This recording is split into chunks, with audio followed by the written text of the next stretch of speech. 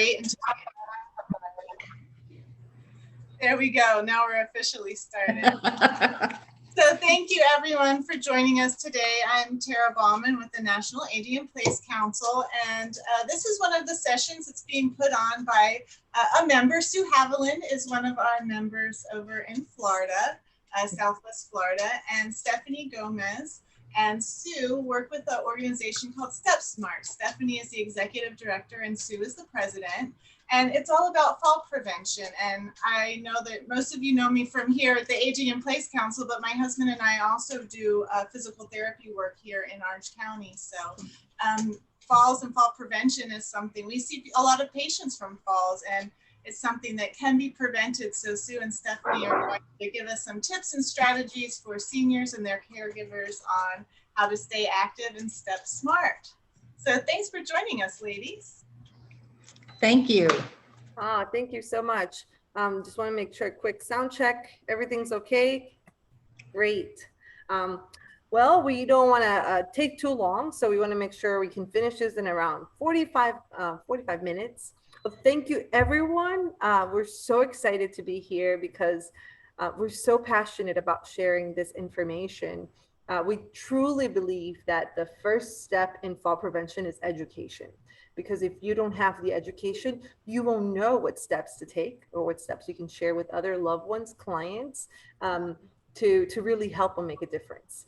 So my name is Stephanie Gomez. I'm the executive director of StepSmart, and I'm joined with Sue Haviland. She's our president, CEO, and future chairman. So I'm honored to have Sue and have her, her be able to tee this up for us. And honestly, what we're doing is sharing information that would ultimately save lives, but also preserve independence. Let me make sure I can go next. There we go. So briefly of who we are. So we're in Southwest Florida, and we cover the counties of Collier County, Lee County. Hopefully in the future, we'll cover about 3 more. Right now, we're focusing on those 2. We're a group of local volunteers, health professionals, and we actually in cooperation with our trauma center for our region, which is the Lee Health Trauma Center. And we're all concerned about falls among older adults. And our mission, again, is to educate older adults and caregivers, and actually any professional who deals with seniors on the methods and techniques available to reduce accidental falls in Southwest Florida. But this is a great opportunity. I think this is the first time that we share this education nationwide. So thank you again. And we couldn't do it with the sponsors, so we are supported financially with some local sponsors and some businesses that also believe in this great cause. So why are we discussing falls in the first place? Stephanie and I, once again, thank you everyone for listening to this presentation today. Reducing the risk of falls is so important. We're going to show you some numbers in this presentation today, not to scare you, but we want to show you how significant a problem falls are among the older population. Knowledge is power, and the more you know, the more that you can make good decisions yourselves and also help your clients and family members.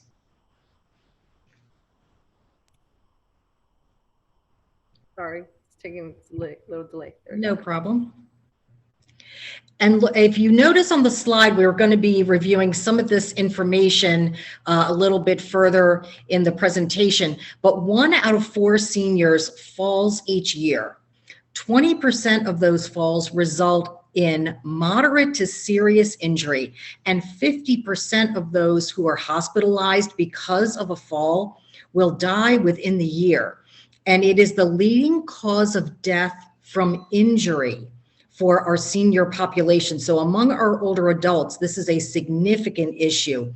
And if you look at the graph here that you see on the screen, you'll see that women fall more often than men, but men die more from falls, more frequently from falls.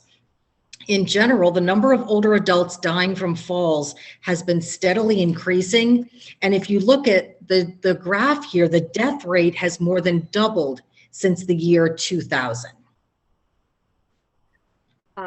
Yeah, again, like Sue's saying, we don't want to scare you. This is not a scare talk. That's what we always share with our folks that we present this to, but we do want to show some very interesting facts. So overall, for adults over the age of 65, accidental death is number 7, but falls lead that category of number 7. Now, these are U.S. total numbers of deaths. And we have a big opioid crisis going on, and we hear so much about it. Right after that is falls. And right after that is motor vehicle crashes. So what's funny is that we hear so much about the opioid crisis. We hear so much about traffic, buckle up, speed limit, you get tickets if you're over speed limit, but very seldom do we truly hear about falls. So I think that with how things are moving along and how falls are becoming an even bigger issue, you're definitely going to start hearing more about this. But these are deaths. Actual reported falls that landed in an ER visit in 2019, about 3.1 million. Now, these are falls that landed in an ER visit. So other falls that are not reported to the doctors, not even told to a loved one, they're not even accounted for. So I believe that this 3.1 million falls that landed in ER is such an underestimation of how many falls really happen each year. And when we look more into Florida, because that's where, where we live, we get this information from our trauma center. 64% of injuries that require an ER visit are due to falls. Now, out of those hospitalized, 57% are discharged to a nursing facility.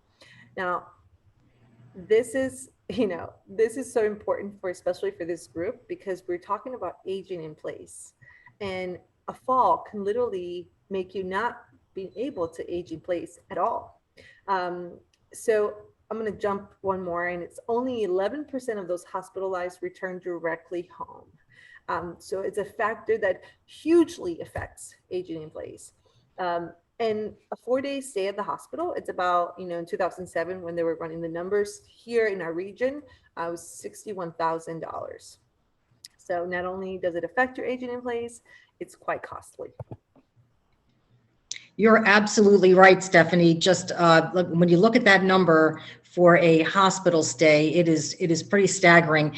And where do falls happen? Well, here's what we need to talk about today. 60% of the time, falls happen in the home. Home can be a dangerous place. 30% of the time, falls happen in public places like a restaurant or a parking lot, shopping center, something like that. 10% of the time in healthcare institutions like hospitals and nursing homes, but it's that 60%, those falls that occur within the home, that we really need to focus on, especially when we talk about aging in place, because we know if a fall is going to happen, it's likely going to happen in the home. That's correct, Sue. So, well, enough of the bad news. I think we covered a lot of statistics that makes us really scared. Here's the good news. The good news is that falls are preventable, and you can minimize your risk of falling. So falls are not a normal part of aging. It's a sign that something else is going on in your body. So, a lot of times you may hear a client, a loved one, a neighbor, oh, I've just fell because I'm getting old, or, oh, they're falling, they're just getting old. But that's not true. Just because you turn a certain age, that doesn't mean you're going to fall. If you're falling, if somebody else is falling, there is a reason. And our job is to try to figure out what the reason is and address it. So the next part of the presentation, what we're going to do is that we're going to cover different factors that affect risk. I always mention this in our presentation. It could be a little bit overwhelming because falls are not an easy solution that you can take a pill, say, hey, take this pill, falls will go away. It's quite comprehensive. So the idea is that, especially if you can identify somebody in maybe it's you, maybe it's a loved one, a client that you know that they're falling, or you know that they're at risk, try to find some nuggets, some gold nuggets from this presentation. All this information, we actually put it in an ebook, and we'll give you our website at the end of the presentation. So don't frantically feel like you need to take notes. We do have it available for you at no charge. So let's get started with what those factors are. So we've actually, we bundle them like in 3 main categories. And there are 3 categories of risk that can cause you to fall. And if we can address this, we can really reduce those falls. So the first one is behavioral factors. So behavioral factors is like overestimating the ability, like, when you go over that sidewalk, or, that speed bump or whatever, that stairs. Self-medication, not listening to the doctors, not using the assistive device like cane or walker properly, or risky behavior, here in Florida. I'm sure in a lot of places, but we have a lot of snowbirds that come, and the restaurants are full, right? And there's a lot of wine going on. So maybe a little bit too much wine after dinner, right? And this is an interesting fact. This is a new data that one of our therapists in our area is sharing with her clients. And research has shown that when accidents happen, there are 4 identifiable circumstances at play: fatigue, frustration, rush, and complacency. So complacency is like when you go autopilot, when you're not as aware and alert. The other one is physical risk factors. So physical risk factors are Parkinson's, macular degeneration, diabetic retinopathy, blood pressure issues. Again, physical risk factors. And the other bucket is environmental risk factors. So risk from outside of your body and mind, like those beautiful throw rugs that you don't want to get rid of, slippery floors, poor lighting, poor footwear, etc. So if we can control some areas, then we can reduce. Now, there are some areas that could be a little outside of our control. So that would mean that we really need to pay attention to those areas that we can truly, truly control.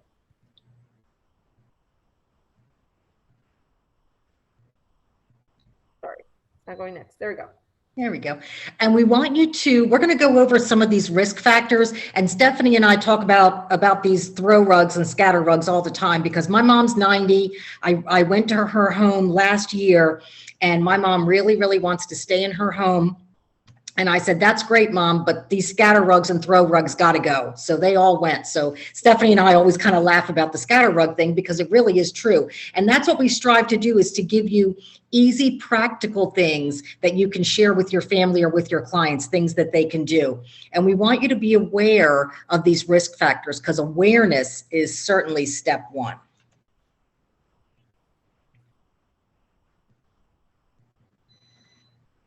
These are just a quick list, yeah. Yeah, this is just a quick list of some of the items that we're going to be covering here during this presentation.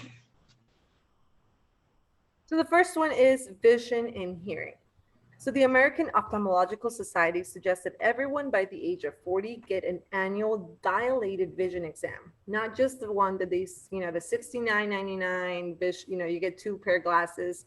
That doesn't count for a vision exam. It should be a fully dilated one, because with that, they're going to check for glaucoma, diabetic retinopathy, cataracts, and the sooner you identify those issues, the quicker the medication can be used and the more effective the medication can be.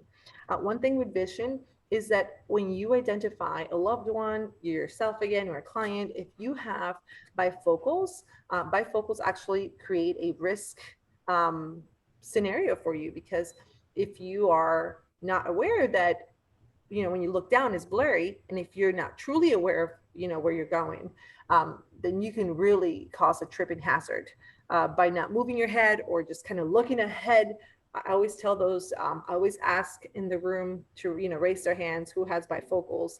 And then I'm like, you need to be extra aware of what's coming your way. Kind of scanning corners, scanning the floor, because when you get there, maybe a little too late.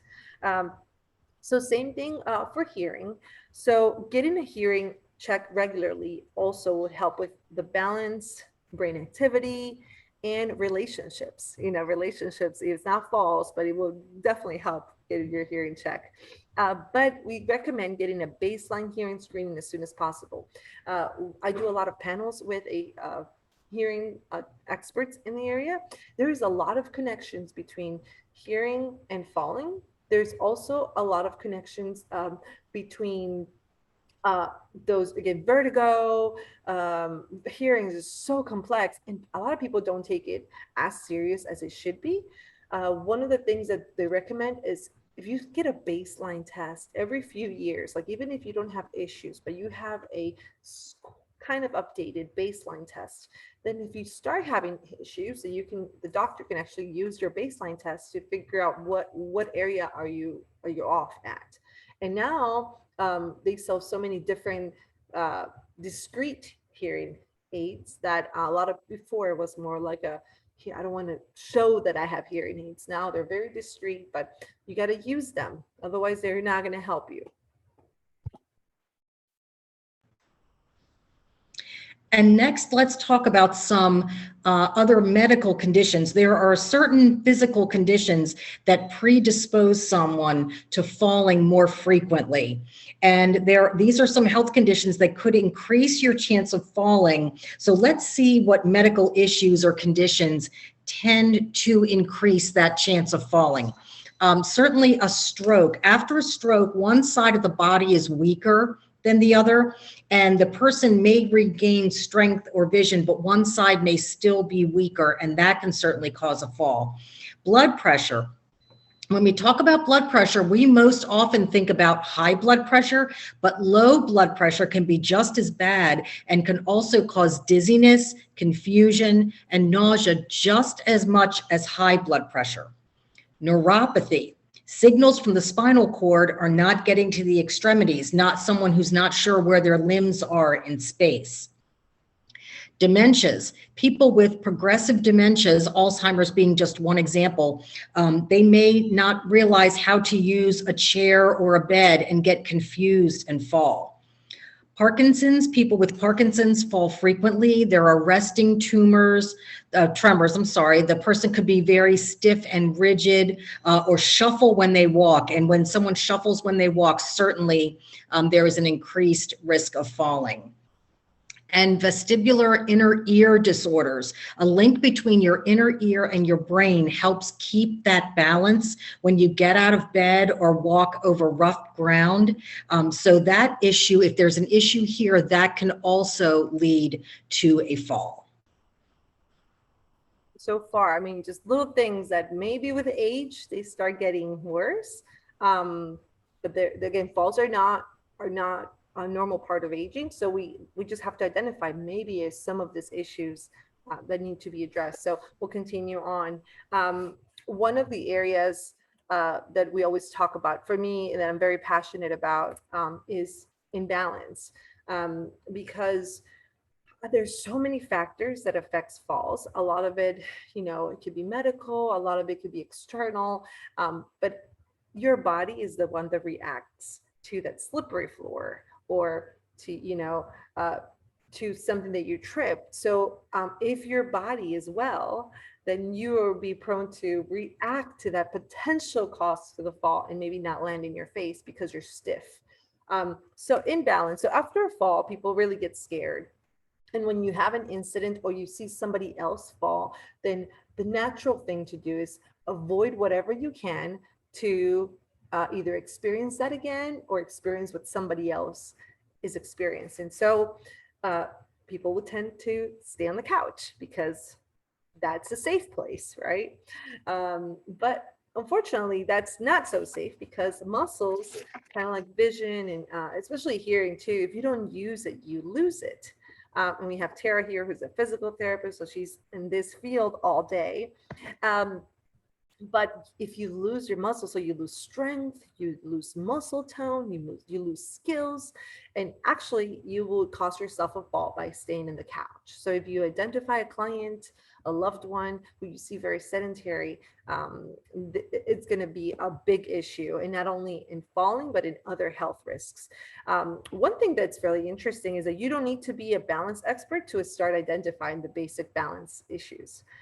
So standing with white feet, needing to lean on something to stay balanced, going from one piece of furniture to another to walk, two ladies holding arm down the hall, right? Or another one that I say, like if you see somebody immediately going for that cart in the shopping cart, it's a good way to stay off the floor, but there's an issue that needs to be addressed. By just not addressing it doesn't mean it's going to go away. And a lot of people internally know when their balance is off, but when you challenge somebody balance, like when you challenge or when you maybe express it, when you lose your balance, you lose your independence. So it's a tricky conversation to have, is a very hard conversation as a self person to have, because you're admitting that you may lose your independence, but we challenge you to do something. So maybe you can start the conversation like, you already know some statistics. So it looks like you're having trouble with your balance. Have you spoken to your doctor? The NCOA has a test that they do on 12 questions that you can take. We actually have a link on that on our website. So on our website, you can link directly to NCOA's test, or you can find it on their website. So it's a good intro. And then maybe, even though it's a difficult conversation, it's a lot cheaper than $61,000 at a stay, especially in our area. So one of the things that we do is that in our presentations locally, we have 2 balance machines. So we'll do a balance screening for the reports to be taken to their doctors. We fully recommend that. I mean, we're the conversation starters. So we go back and say, hey, go back to your doctor, ask them for a referral for a full balance screening. Because balance is particular, and not walking alone. It's not, it's good. And we're going to talk about that, but balance, there's specific treatments that your PT will do, or there is some very specific exercises that will deal with fall prevention. So like Tai Chi is one of those. So maybe different things specifically for balance.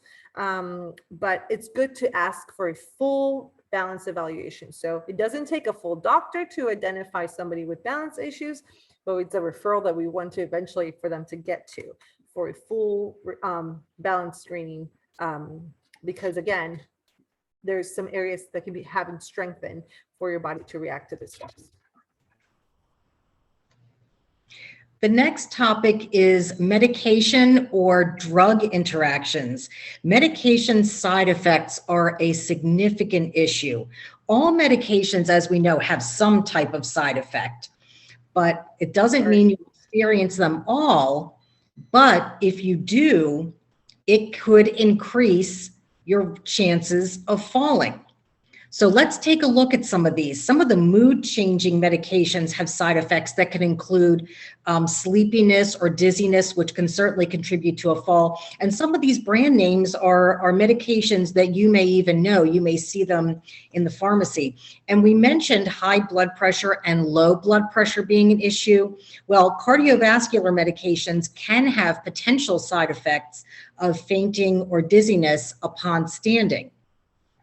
Other medications can also have side effects that can cause a fall. And something even such as over-the-counter medications, we always think about prescription medications, but even over-the-counter medications can have these side effects. So just be aware of what you or your family members or your clients are taking, and see if you need to look at that. And if you're a diabetic, you have to watch your levels of insulin to avoid dizziness as well. And when we do our live presentations, Stephanie and I always ask, and I talk about this with my mom all the time too, how many people in the room have a list of their medications somewhere? And some hands will go up, usually a fair number of hands will go up. And then we say, how many of you have them with you right now? Yeah, and some of those hands go down. So what we tell folks is always keep a list of medications with you at all times. Stick it in your wallet, in your handbag, whatever you need to do. And always, always take this list to every doctor that you visit. Every single doctor, your primary doctor, a specialist, whoever, all of your physicians need to know the medications that you're taking. You or your doctor should never have had to guess what the medication is or what the dosage is. We also talk about the pharmacies and the pharmacist. We recommend that you get to know a pharmacist. They are experts in the medications, and they will help you avoid the side effects because they'll be able to pull up the different medications that the individual is taking and check for any interactions. And if the person can, it's best if they can use one pharmacy. Using multiple pharmacies can get a little bit confusing. So if they can get to know one pharmacist and one pharmacy in their area, it will help with the pharmacist knowing the medications that the individual is taking. And then once again, they can identify any conflicts. And for any medications, the individual needs to know, and sometimes this is hard, but they need to know, they need to take this list of questions with them when they're taking a medication and ask their physician, when do I take it? How much do I take? How often do I take it? How long am I going to be on this medication? Is this just something that I'm going to take for a few weeks, or is it long-term? And what should I not do? For example, some medications you have to take with food, some without food, some with milk, some with no citrus. So you need to have this information to be able to avoid as many of these potential side effects as possible.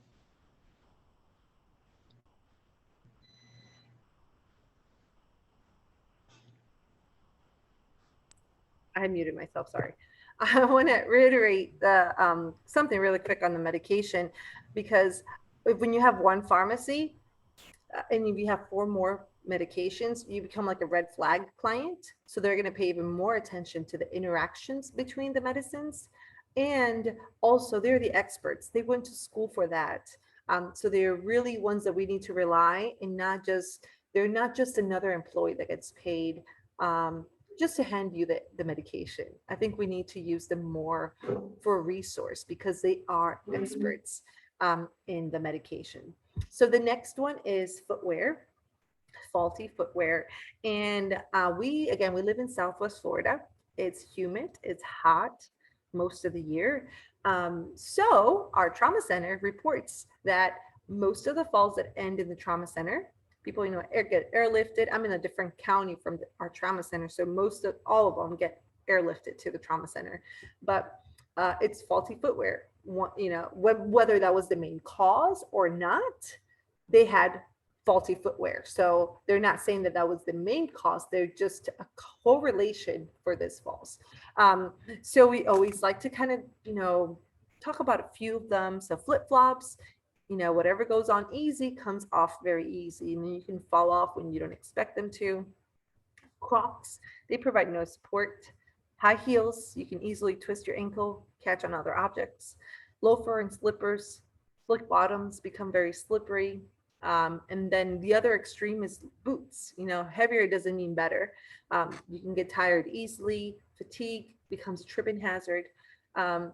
So here is an area that is fully in our control, right? Sometimes we cannot control immediately how many medications we're taking, but we can fully control our footwear to an extent, right? So the next slide is going to be a characteristics of a good footwear.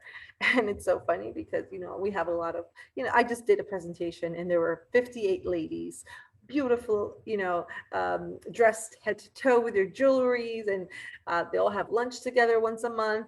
And it's so hard to show them this ugly shoe, right? that doesn't match their jewelry and their outfits. So what we want to do is look for some of the characteristics of a good shoe. So something that I always mention, so kind of lightweight, low heel, preferably supported collar. Make sure that it does have a fastening mechanism. So not all shoes may meet this one. And another thing that they may say, well, I have sneakers. Well, I'm like, what was the last time you went to buy for a sneaker and saw a few aisles of sneakers? They have a sneaker for every sport. So not just by having a sneaker means it's the right shoe, right? As well. So and again, I mentioned here, flip-flops is one, and then high heels we see often. And now I become like a scoping mechanism everywhere I go to restaurants, and I'm like, oh my gosh, flip-flops, high heels. That is no good. I hope everything else is good for them. But yeah, so this is something very under our control, and something that we do need to take serious. Thank you, Stephanie. And yes, I myself am guilty of the high heel and the flip flop, actually. So, but assistive devices and technology. And once again, I bring my mom into this. This is what I always tell my mom: Mom, your cane does no good if it's kept in the trunk of the car.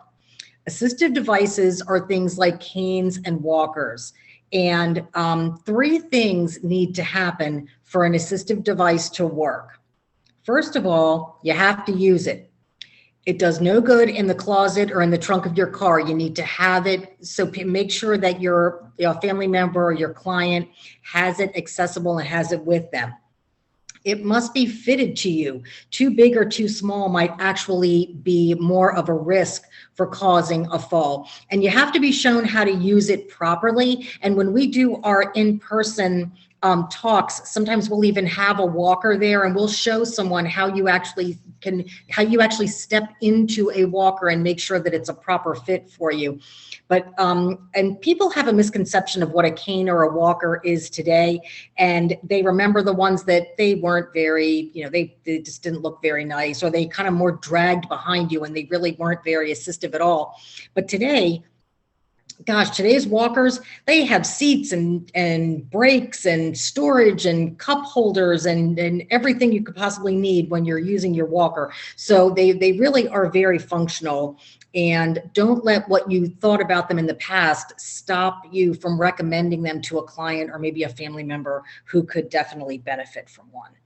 And the technological advances that we've seen are just incredible. We've got everything from wearables to things that will connect with your cell phone. It's much more than just the pendant that recognizes that you push the button when somebody falls. There are many, many more interactive types of things and items that will even send a report or call somebody that is your contact. So there's lots of the technology just continues to advance at a very rapid pace. And there may even be some individuals on the call today who are familiar with this type of technology where it concerns aging in place.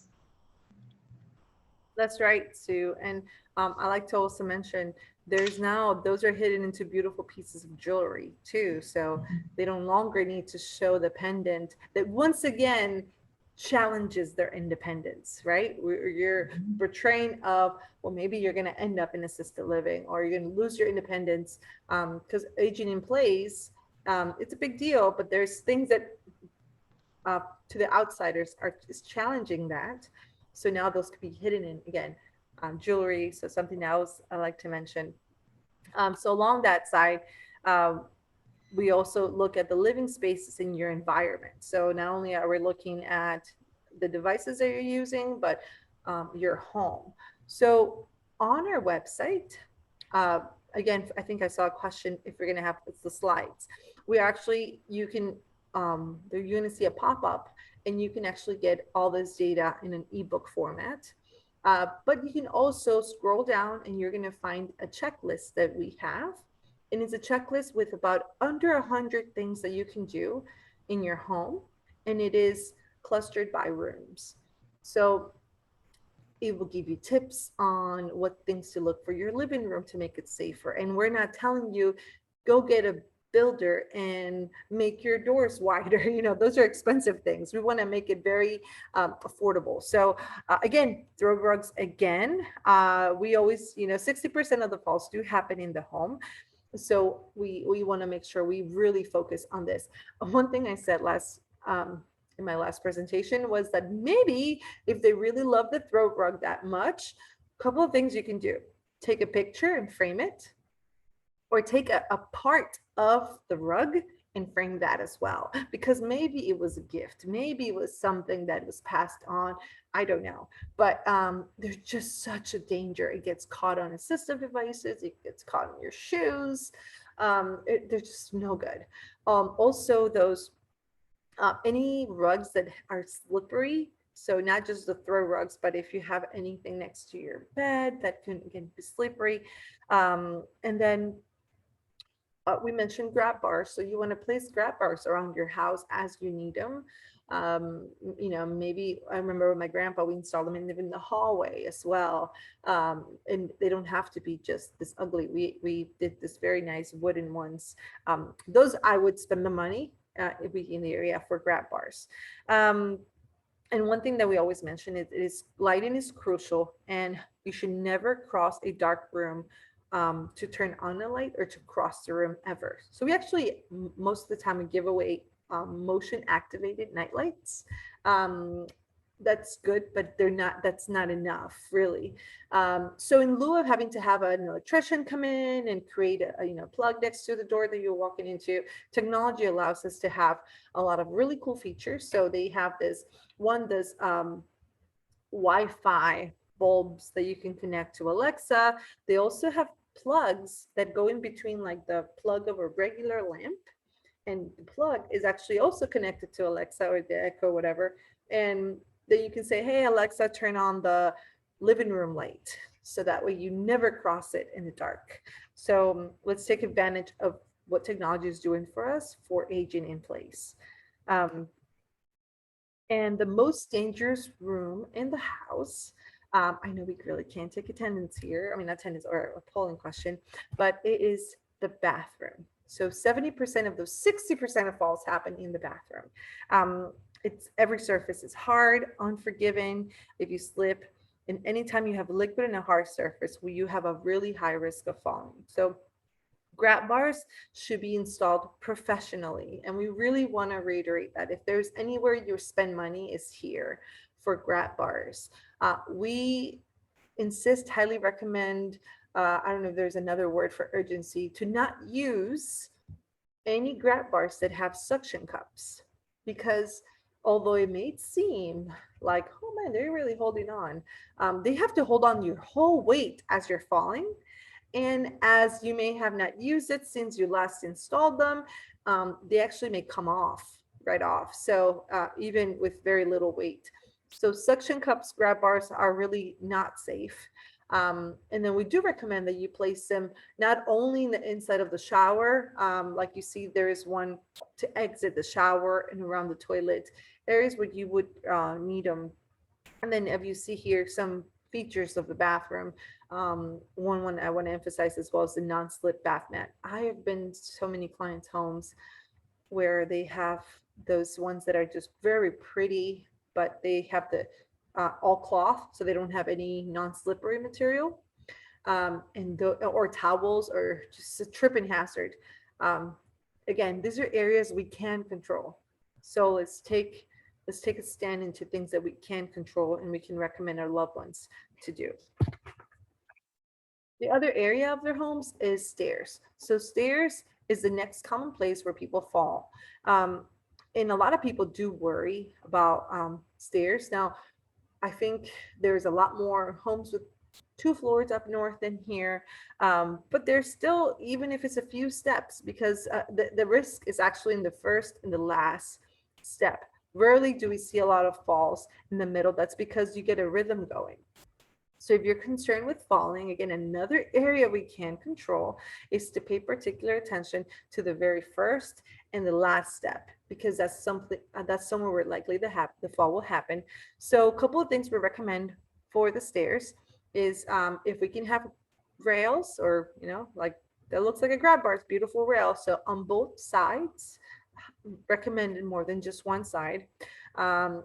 And one thing that we can do to alert the brain is to put tape in the very first and the last step. That would let the brain know, hey, I'm about to start going up. So even if your intention is to get up the stairs, by having that changing color, that would even give that, again, that autopilot that there's stairs there, but that would alert the brain. And then again, lighting, as you see in this picture, there's lighting at the bottom of the stairs. There's probably another one at the top. And now they sell lights that you can even stick on that are battery operated, light motion. So this one has it every other step. So many things that we can do. So for those, when I ask, who has to go upstairs, some hands will go up here. And then I said, well, who uses a step stool in their home? and a lot of hands go up. Step stools, I put them in the same category as stairs because you're getting up something, right? So step stools can also be very dangerous. So if you do need to use one because you can't reach the cupboards up top, then look for one that is sturdy with wide steps and it has an extended handrail. The little handrails, no, it doesn't really help you to truly balance. They have ones that have extended high handrails, so you can actually grab on even if you're on the top of those step stools. Next, we're going to talk about physical activity. And when we're talking about physical activity, you do not need to train for a marathon to reduce your risk of falling. We're not talking about that. You do need to get out of a sedentary lifestyle. And of course, we always recommend that the individual consult with their physician before starting any type of activity, but it doesn't need to be something that's really grueling. It doesn't even need to be an organized sport. It could be going for a walk. It could be gardening. It could be housework, just some type of activity. And you heard Stephanie mention this a little bit ago. One of the best proven group exercise activities to reduce a fall risk, and it's Tai Chi. Tai Chi is often recommended to help balance and reduce the risk of falls. Yeah, so I think it depends on where your client, your loved one, where you're at. If you go from a sedentary lifestyle, I think starting to walk, it's so important. But if you have somebody who's more active, so maybe they need a little bit like those fall specific or balance specific classes, but adding a core workout is also recommended. The core is just very important to your stability as well. But again, going back to your body is what really reacts to that fall and the one that takes all the hits. So we're almost done. We have a few more slides. We end with, oh, why is my computer not working again? Here we go. Let me start with this one. Okay, so our last letter is start today. And there's so many things we shared today. Again, it's a lot to take in, right? I walk and I just can't help but look at so many hazards when I go to clients' homes. But I like to point out what are the easiest things that we can do? Like, what can we get in a habit? And as we build on those little habits, eventually we'll really attack all these factors that affect the risk of falling. And so we have a quick summary here of things that, maybe are not that hard to do right away. So get your annual physical exam, right? Vision and hearing screens as part of your annual routine. Review your medications, start getting them together with, one of the things with medications that we say, hey, look at your most expensive medicine that you buy and take that medicine to where it's the cheapest. And then move all your medicine there. So if somebody does use the Costco, Sam's, other pharmacies, local pharmacies. So again, take the most expensive one and then maybe move them all there. Again, like we said, the home safety checklist covers a lot of the environmental stuff, blood pressure, things that, again, we can just start getting into our routine, commit to more activity, even if it's just walking. And then if you do notice that balance is an issue, then we definitely recommend to ask your doctor for a referral for a physical therapist for a balance screening or full balance evaluation if indicated, because then they can really do specific things for you. And again, we have about 2 more, right? Right. So if someone has fallen, so we say, okay, so you've fallen, now what? What are the smart steps that you can take if someone falls? Can they do a self-assessment? Well, that's a fancy word for, how badly did I hurt myself, or am I really hurt? If you can safely do a self-assessment and you feel like you can safely do so, crawl to a solid piece of furniture. Now we have on here to call 911, and what we do recommend, because we are speaking with other professionals today, in your own community, find out what the best protocol is. What is the best practice if someone has fallen? In some communities, they tell you to call the fire department. Some places you do need to immediately call 911, but find out what that resource should be in your community. And obviously, if you have some type of a call device, use it.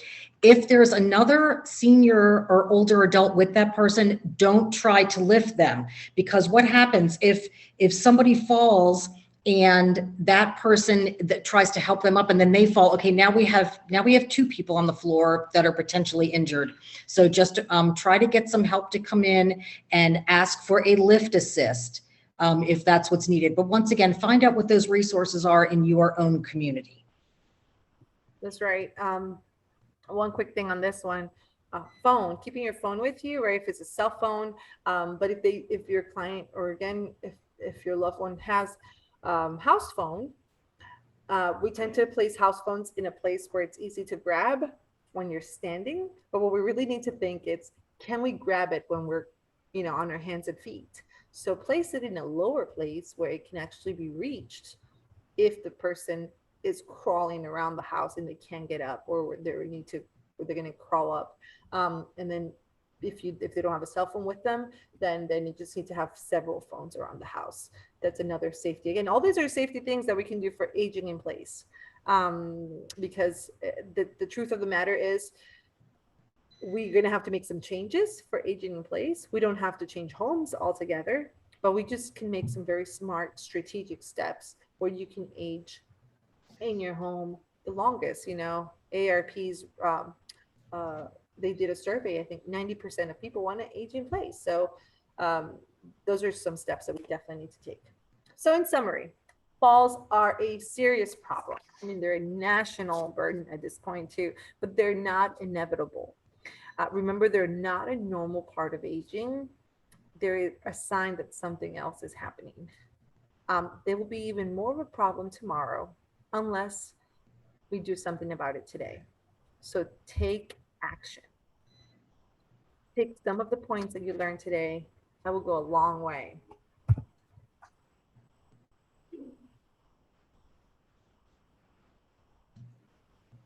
Sorry.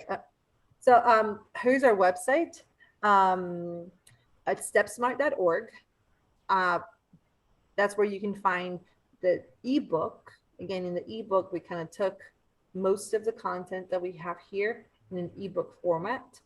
You can share it. So when you sign up for that, you'll get a PDF, and then you can print that or share with somebody. It is about 22 pages, but it's kind of like a catalog. You can kind of start focusing on the topics you need to worry about.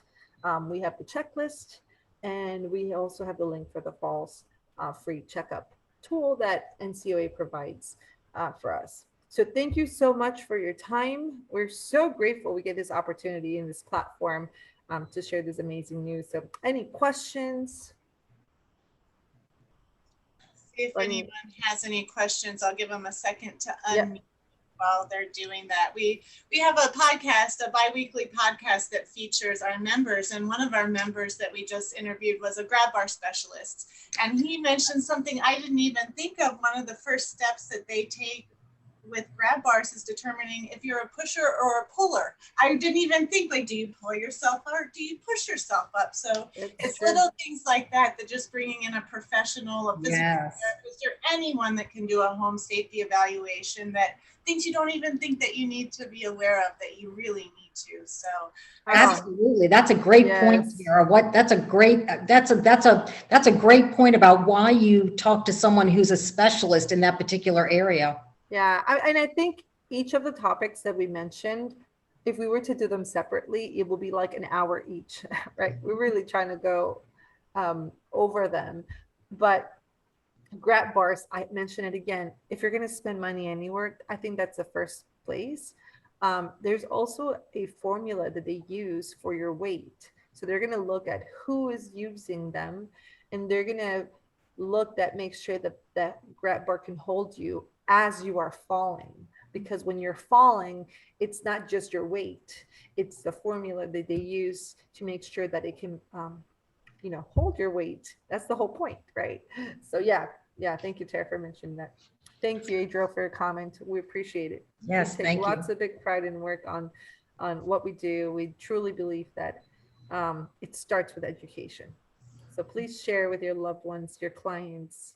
If you guys have any questions, I don't have it here. I'm so sorry. My email is info@stepsmart.org.